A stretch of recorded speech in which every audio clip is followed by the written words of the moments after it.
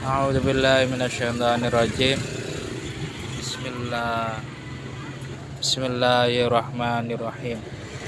Faslun tabtulu as-sholatu bi arba'asyarata khislatan. Pasal di sini akan menjelaskan tentang perkara yang dapat membatalkan sholat. Perkara yang dapat membatalkan sholat itu ada 14. Yang pertama yaitu sebab hadas. Bil hadasnya sebab hadas seperti kentut, ya. Kentut, terus memegang perempuan, terus kencing, itu termasuk hadas, ya. Jadi dapat membatalkan sholat. Wa biwuku'in najasati, dan yang kedua yaitu wuku'in najasah, terkena najis, ilam tulko halan min ghairi hamlin. Jadi yang kedua yaitu sebab terkena najis, kejatuhan najis, jikalau ketika kejatuhan najis tidak langsung dibuang secara seketika. Yang ketiga, wangkisyaful aurati, terbukanya aurat, ilam tustar halan, kalau tidak ditutupi dengan seketika, seketika. Jadi kalau kita misalkan pakai sarung gitu ya, pakai sarung terus ada angin gitu ya, ada angin lalu sarung kita terbuka. Nah, kalau tidak ditutupi secara seketika, tidak langsung kita tutup ketika ada angin yang membuka sarung kita, maka kita batal. Tapi kalau sarung kita terbuka sebab angin misalkan ya, lalu kita tutup, langsung kita tutup itu, maka tidak batal sholatnya. Jadi yang ketiga itu terbukanya aurat.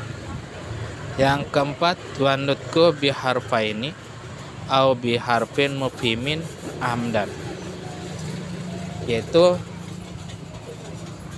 berbicara, mengucapkan dua huruf atau satu huruf yang dapat memberikan pemahaman secara sengaja. Nah, ngomong dua huruf atau satu huruf tapi dapat memberikan pemahaman, seperti ya gitu ya. Ya itu kan nggih, kan artinya iya. Ya itu mempunyai makna ya, ataupun dua huruf walaupun tidak mempunyai makna atau tidak memberikan pemahaman. Satu huruf contohnya seperti Q kan artinya jagalah gitu ya, atau I gitu juga sama. Berbicara dengan menggunakan dua huruf, berbicara dua huruf atau satu huruf tapi memberikan pemahaman secara sengaja. Kalau tidak sengaja berbicara secara mengucapkan suatu kata tapi tidak sengaja, itu tidak batal. Kemudian wabil mufattiri amdan, terus melaksanakan yang dapat membatalkan puasa secara sengaja. Ya, batalnya puasa kan banyak, nanti bisa sebelum makan minum kan batal puasa ya, ataupun banyaklah nanti akan diterangkan pada bab puasanya. Kemudian wal aklil katsiri nasian, makan banyak tapi lupa. Makan banyak lupa, nasian. Kalau makan sedikit lupa itu gak apa-apa ya, makan sedikit lupa itu gak apa-apa. Tapi kalau makannya udah banyak itu ya batal. Makan sedikit contohnya misalkan tapi lupa loh ya, catatan lupa. Makan sendiri contoh misalkan ada sisa-sisa makanan di mulut kita, kemudian kita lupa, jadi terlanjur gitu ya, termakan gitu ya salah, maka itu tidak batal. Dengan catatan lupa loh. Kemudian autati harokatin mutawaliyatin, 3 gerakan yang berturut-turut. Jadi kalau gerakan 3 kali, kita bergerak 3 kali secara berturut-turut itu batal sholat.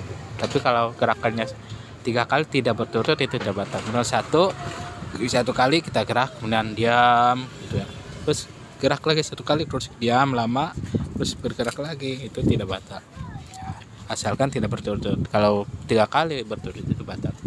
Walau sahwan, walaupun gerakan itu lupa ya, kalau gerakannya walaupun lupa itu tetap batal. Wal batil faisha, wal batil faisha itu meloncat yang banget, jadi melompat yang berlebihan. Wadar batil mufritoti, dan memukul yang keras, itu juga dapat membatalkan sholat.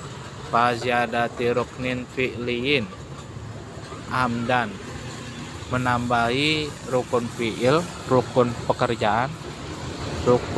pekerjaan secara sengaja, menambahi ruku, menambahi tidal, menambahi sujud, itu tidak boleh. Fataqadumnya ala imamhi biruknaini fi'liyaini, terus mendahului imam dengan dua rukun yang bangsa pekerjaan, itu juga membatalkan sholat. Fatakhulufu bihima bighairi wudhu, kemudian mengakhirkan, jadi tertinggal dari imam. Takhuluf itu tertinggal dari imam dengan 2 rukunan. Jadi kalau udah ketinggalan dari imam 2 rukun, kita sholatnya batal. Jadi harus seiringan ya, imam ruku ya kita melu ruku, imam sujud kita ikut sujud, jangan sampai ketinggalan sampai 2 rukun, itu tidak diperbolehkan.